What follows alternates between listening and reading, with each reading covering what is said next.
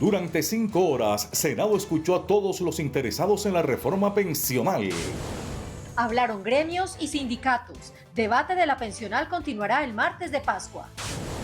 Viernes 5 de abril a las 8 de la mañana en el Centro de Convenciones Alfonso López Pumarejo. Todo listo para la audiencia sobre regiones autonómicas en Ibagué. Preocupación en sectores de alimentos y transporte por anunciados aumentos de la CPM para este año. El municipio de López de Micay comienza a desaparecer. Todos los días el río se lo lleva poco a poco. Senado pide que 5% de recursos obtenidos por extinción de dominio se destine a la población infantil. Proyecto de ley busca beneficios para personas con discapacidad y sus cuidadores. Senadores se oponen a caza de tiburones y rayas en peligro de extinción autorizada por decreto.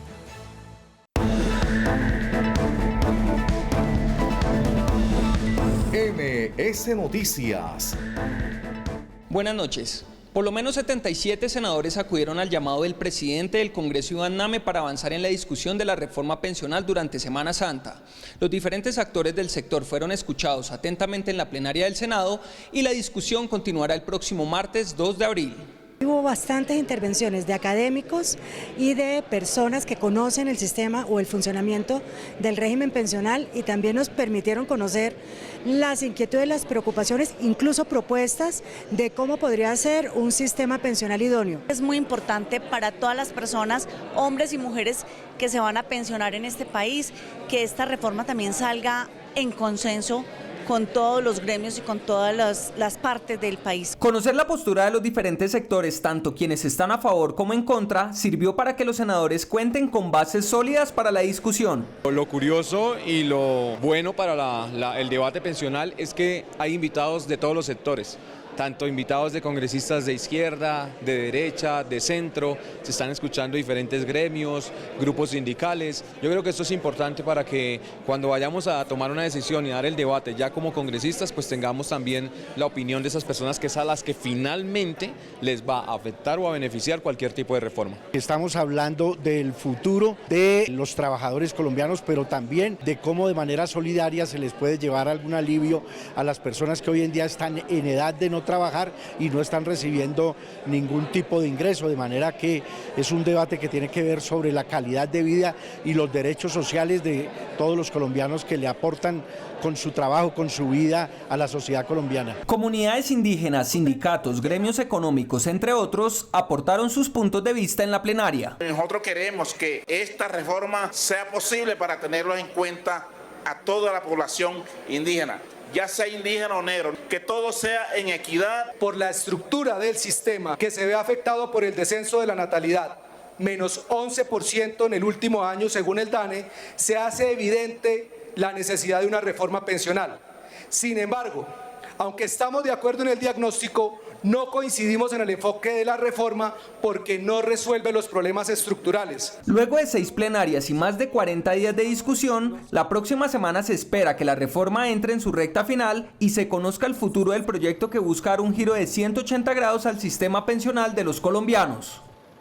La Comisión Primera del Senado discute un proyecto que le devolvería algo de autonomía a los municipios más pobres del país, los denominados básicos, clasificados en 6ª categoría.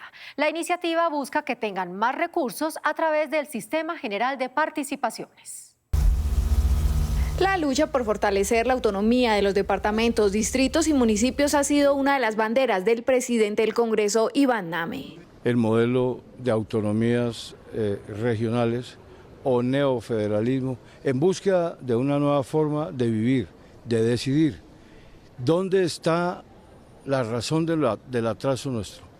El atraso nuestro es el modelo geopolítico centralista. En la Constitución del 91 se había establecido que el 46.5% de los ingresos corrientes de la nación debían ser transferidos a través del Sistema General de Participaciones a los municipios y departamentos. Pero en 2 reformas posteriores que se hicieron a la Constitución, ese porcentaje bajó casi al 25%. Por esto hoy, a través de otra reforma, se busca volver a aumentar ese porcentaje al monto inicial. Yo creo que es un paso necesario para permitir que muchas zonas del país, muchas regiones, muchos departamentos que son municipios con categoría 6, que no tienen presupuestos de inversión, que no tienen cómo hacer inversiones, pues que tengan una posibilidad de crecimiento económico. Expertos aseguran que esta iniciativa es indispensable para el desarrollo en los territorios y por esto hacen un llamado para que en la iniciativa se contemple un mayor porcentaje de recursos para algunas regiones del país. Este debate debería además tener un criterio de discriminación positiva, por ejemplo para los municipios de categoría sexta, que tienen infinidad de competencias y muy poco presupuesto,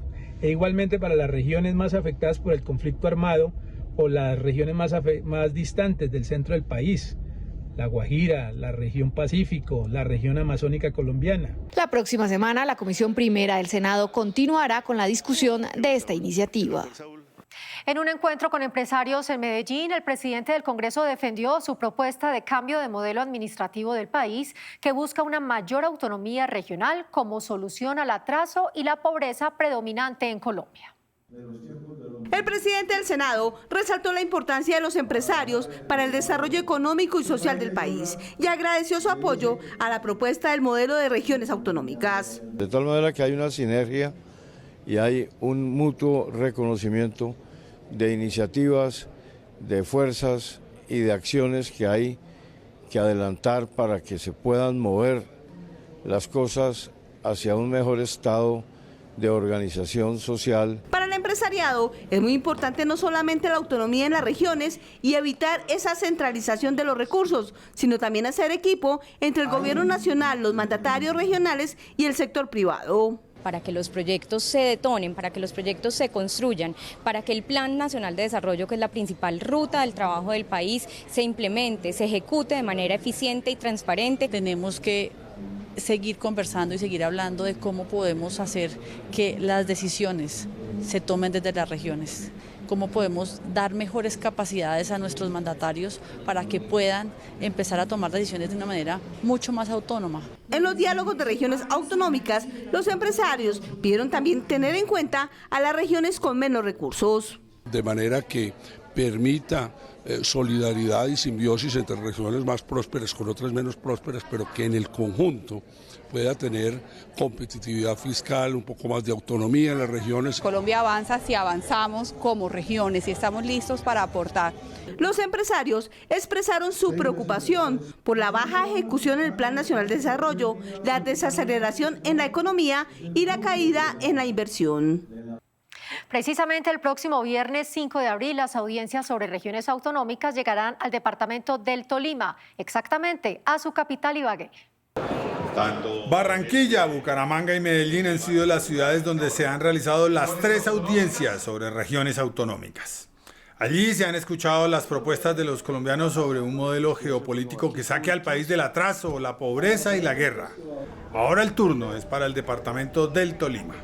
Para que a través de pensar en ese nuevo modelo de autonomía regional podamos lograr desarrollo, riqueza y paz. Los invitamos a todos en el Tolima a que nos acompañen en Ibagué el viernes 5 de abril a las 8 de la mañana en el Centro de Convenciones Alfonso López Pumarejo.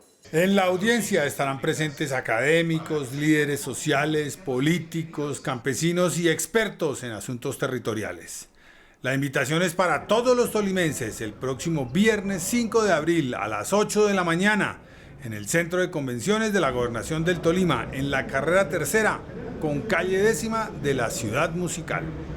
Los aumentos del precio de la CPM anunciados por el Gobierno Nacional para este año tienen seriamente preocupados a los involucrados en los sectores de transporte y alimentos, pues las alzas redundarían con mucha fuerza en los precios finales del consumidor. Como inconveniente y preocupante para el crecimiento de la economía, calificaron expertos y congresistas a aumentar el precio de la CPM. Según lo advirtió el presidente de Ecopetrol, este año habría un incremento que oscilaría entre 2.000 y 3.000 pesos por galón. Subir 1% el precio de los combustibles corresponde a incrementar 5 puntos básicos en la inflación. Diferentes sectores del gremio productivo también expresaron su preocupación si sube el precio de este combustible. Porque el transporte de carga, los pasajeros y las volquetas son los que mueven la economía del país. Y en el caso de los transportes municipales de los sistemas integrados masivos, afectaría las finanzas de todos esos sistemas que hoy están teniendo un déficit operacional de alrededor de 3.5 billones de pesos. Aseguran que subir el precio de la CPM aumentaría no solo los fletes, también los sobrecostos que hoy tienen los transportadores de carga por cierres viales, mal estado de las vías o la inseguridad y bloqueos. Así que en estas circunstancias, con un alto precio del dólar, una alta tasa de interés, nos queda sinceramente imposible poder asumir más sobrecostos. Del sector agrícola también hay alarmas. El ACPM es fundamental para la producción de algunos alimentos y subir su precio impactaría en la canasta familiar. Más o menos nosotros nos gastamos en una hectárea de arroz alrededor de 250.000 pesos en solo ACPM. Si nos llegan a subir eso, se nos sube a 345.000. Esto va a afectar al sector agropecuario colombiano. Esto sería una decisión muy equivocada en un momento donde además estamos a puertas de una recesión económica. Desde el Congreso, el llamado al gobierno es a no aumentar el precio de este combustible y buscar alternativas que no impacten el bolsillo de los colombianos. El municipio de López de Micay, en el departamento del Cauca, enfrenta una tragedia tal vez peor que la violencia que azota ese departamento. Se trata de su lenta pero segura desaparición, pues cada día que pasa, el río que lo bordea se lleva un pedacito del pueblo. Nadie está haciendo nada por detener esta situación.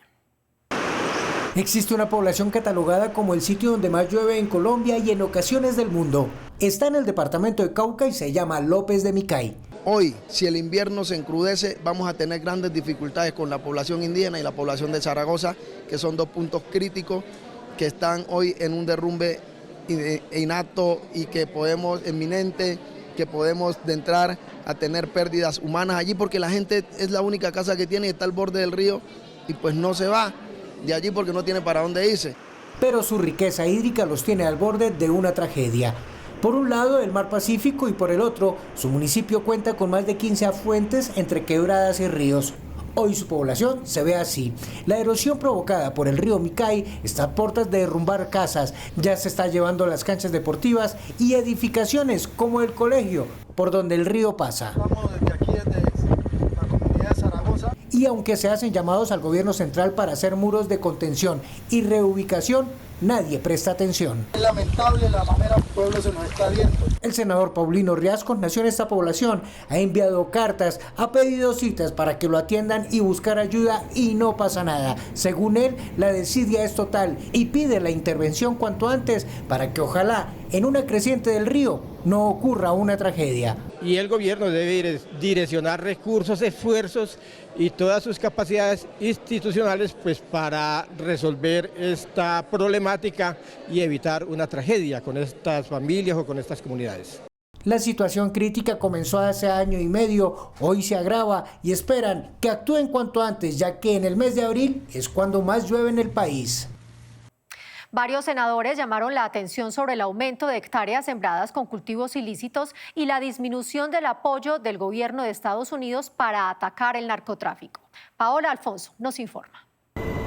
De acuerdo con cifras de la Policía Nacional, en diciembre de 2022 habían 230.588 hectáreas de coca y diciembre de 2023 terminó con 246.693, un aumento que para algunos senadores se debe a la ausencia de un programa robusto de sustitución de cultivos. Ya es hora de llegar con un programa serio de sustitución de cultivos, pero con presencia estatal, llegando con carreteras, con vías, con escuelas. Como no se ha vuelto a implementar el programa tal cual como está acordado, tenemos esta proliferación de cultivos. Según lo expresado por los senadores, la suspensión en actividades de erradicación también ha permitido el aumento de estos cultivos. Pero lo grave es que actualmente no hay ni siquiera erradicación manual, ni voluntaria ni forzosa.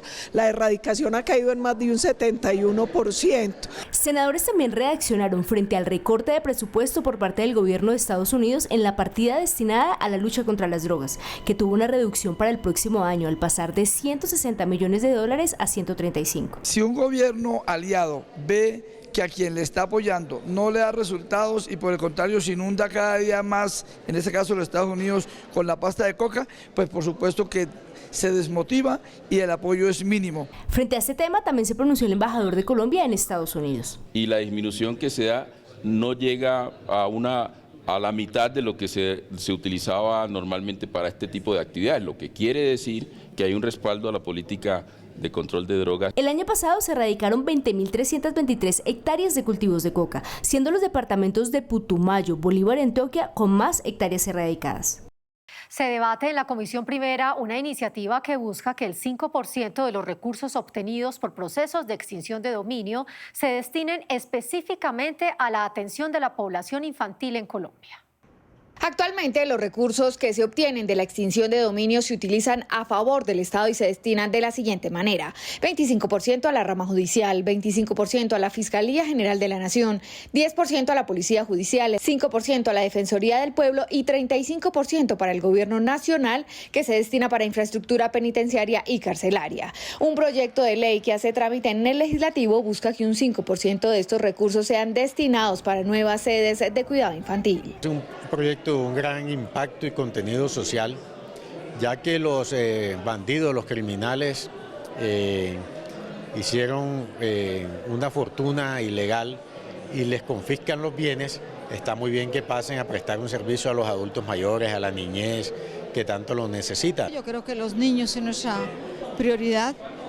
Pienso que todo lo que hagamos por ellos vale la pena en educación, en la formación de ellos. El objetivo de la iniciativa es darle un uso más eficiente a los recursos del Estado y de paso proteger a los niños y niñas para el desarrollo y progreso social de la nación. Darle un tratamiento especial y garantizar recursos para que se materialicen políticas en primera infancia nos permite desarrollarnos como Estado.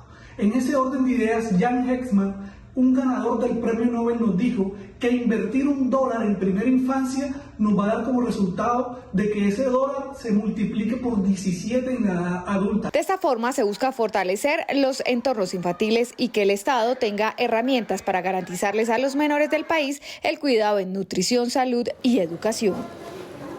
A propósito de la celebración del Mes de la Mujer, les contamos cómo avanza la creación de las comisiones de la mujer en los consejos municipales y las asambleas departamentales del país, también su impacto a nivel territorial. Desde hace 5 años, el Congreso aprobó una ley para que en los consejos y asambleas departamentales se creen las comisiones de la mujer, a fin de darle prioridad en los territorios a los derechos de las mujeres y trabajar en políticas públicas para su beneficio. Desde el Congreso estamos muy contentos porque se dio no solamente la ley, tenerlo como ley, sino la disposición que ha habido en los territorios. En los consejos municipales hemos avanzado ya en un 73%, 808 consejos en el país ya tienen la comisión de la mujer. En las asambleas también ha sido un gran avance, vamos por el 87.5%, donde están creadas ya en 28 asambleas. Promover la participación de las mujeres en los cargos de elección popular y ser interlocutoras de las organizaciones y grupos de mujeres en los territorios son otros de los objetivos de estas comisiones. En todos los departamentos están haciendo grandes esfuerzos y está ayudando mucho las casas que tienen en la SAE. Yo creo que no es sino que los gobernadores y los alcaldes de cada pueblo pidan una de las casas que tienen, precisamente para que las mujeres no solamente puedan tener una cuestión de albergue, sino también una casa donde ellas funcionen.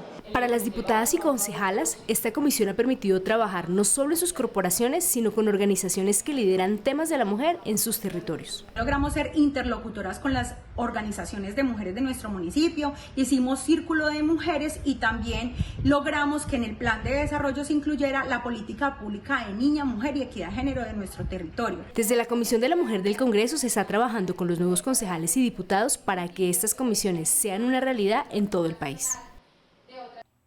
Un interesante proyecto de ley busca que las normales de educación sean reconocidas como centro de educación superior, lo que les permitiría mejorar sus recursos y sus posibilidades de atención y capacitación a más estudiantes. Las escuelas normales superiores fueron creadas por autorización del general Francisco de Paula Santander y desde entonces han surtido diferentes procesos de transformación. Ellas lideraron el proceso de la educación en el país, ayudando a los bachilleres y preescolares. Con el paso de los años fueron evolucionando. Van a cualquier territorio, a cualquier rincón donde haya que tomar el caballo, la mula o la trocha que sea necesaria, allí van mis maestros. Hoy saltan a un nuevo peldaño. Un proyecto de ley buscan que éstas sean reconocidas reconocidas como instituciones de educación superior y lograr que los graduados de estas normales puedan acceder a la educación superior de forma más expedita y el título obtenido los acredite como profesores aptos para esta. La planta de personal docente, administrativo, técnico y de servicios de las escuelas normales superiores de carácter oficial estará a cargo de la Nación y se financiará por el Sistema General de Participaciones. Con esta iniciativa se busca que más maestros impartan la educación superior en zonas rurales e incluso en los municipios donde habitan. Que esta iniciativa se nos convierta también en un elemento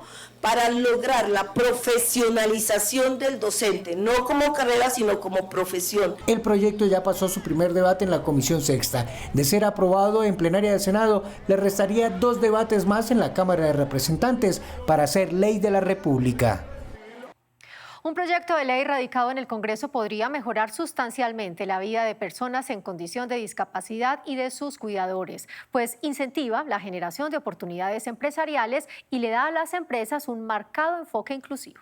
Mi nombre es Flor Giraldo. Promover el emprendimiento, la innovación empresarial y la empresa con enfoque de inclusión son componentes del proyecto con el que la senadora Laura Fortich busca que personas con algún tipo de discapacidad y sus cuidadores accedan a más y mejores oportunidades. Una política pública donde se establecen también unos lineamientos para la elaboración de esa política pública para que haya mayor acceso a las personas con discapacidad a que puedan hacer emprendimientos, proyectos de innovación y así pues tener la forma de tener unos ingresos, generar unidades productivas y hacer un país mucho más productivo. La iniciativa es apoyada por 30 congresistas que ven en esto una oportunidad para que haya igualdad de condiciones para quienes tienen algún tipo de limitación. Creemos que este proyecto de ley es un instrumento de suma importancia porque obedece a lo que debe ser una ley de la República, un instrumento que vaya en beneficio de los colombianos en general, pero especialmente de la comunidad vulnerable. Y qué mejor que tocando todo lo que tiene que ver con el emprendimiento y la innovación empresarial. Según cifras del Censo Nacional de Población y Vivienda, en Colombia hay 3,1 millones de ciudadanos con algún tipo de discapacidad. Por esto, se espera que cada vez sean más los senadores que se unan a esta iniciativa que buscará brindarles una mejor calidad de vida. Se dispararon las cifras de consumo de drogas en los entornos escolares de Bogotá. Claudia Martínez nos trae Políticamente en Redes. ¿Qué tal? Buenas noches. Esta es una de esas noticias de no creer. De acuerdo con un informe de la Secretaría de Educación de Bogotá que se realizó entre el 2020 y 2023, el consumo de drogas en los niños se disparó en la capital. Y lo más preocupante, este incremento se dio entre niños y niñas de 6 y 11 años de edad. La principal sustancia que se consume es la cocaína. A raíz de esta alarmante noticia, para el senador Guido Echeverry, del partido En Marcha, están fracasando las políticas públicas encaminadas a impedir el consumo de drogas en niños y niñas. Hay un tema que es muy importante y es el que tiene que ver con el aumento del consumo para las niñas. Tiene que haber un análisis mucho más directamente relacionado con esta circunstancia para saber exactamente en qué se está fallando y cuáles son las políticas que nos permitirán instrumentalizar verdaderos correctivos. Para el senador Esteban Quintero del Centro Democrático, urge fortalecer la familia como pilar de amor y seguridad. No a la legalización, sí a más cultura y deporte.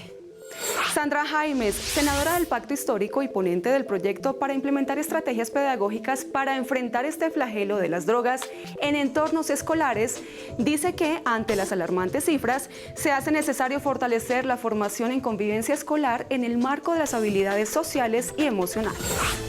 Y escuchen esto. Esta es una sesión histórica. 80 senadores de la patria están sesionando en la Semana Santa, dando un ejemplo patriótico y de grandeza y de entereza. Estas fueron las palabras del presidente del Congreso, Iván Name, quien destacó la asistencia de la mayoría de los senadores el pasado martes santo en plenaria. Con total calma, se escucharon a los representantes de los gremios de la producción, el sindicalismo y otros sociales del país en torno a la discusión de la reforma pensional. Para el cierre les cuento que el presidente del Congreso, Iván Name, los invita a participar en la 4ª audiencia pública de regiones autonómicas que se llevará a cabo el viernes 5 de abril desde las 8 de la mañana en la capital musical de Colombia, Ibagué. Por otro lado, la 5ª audiencia pública de regiones autonómicas se realizará en Cali el día jueves 11 de abril en la Universidad de San Buenaventura. Así cerramos nuestra sección de Políticamente en Redes. ¡Feliz Semana Santa! Tiburones, rayas y quimeras que están en peligro de extinción se verían seriamente afectados por una resolución que permite su pesca. Desde el Senado, varios congresistas alertaron por la conocida y cruel práctica del aleteo. Y con esta nota que alerta por nuestra fauna, nos despedimos por hoy. Gracias por acompañarnos. Nosotros los esperamos en nuestra próxima emisión. Hasta entonces. La autorización de pesca de 14 tipos de tiburones y rayas por parte del Gobierno Nacional deja en vilo a 13 de estas especies que se encuentran en peligro de extinción. La polémica decisión es seguida desde el Congreso. Se aúna una preocupación, dado que son especies que están con una alerta roja en términos de su conservación.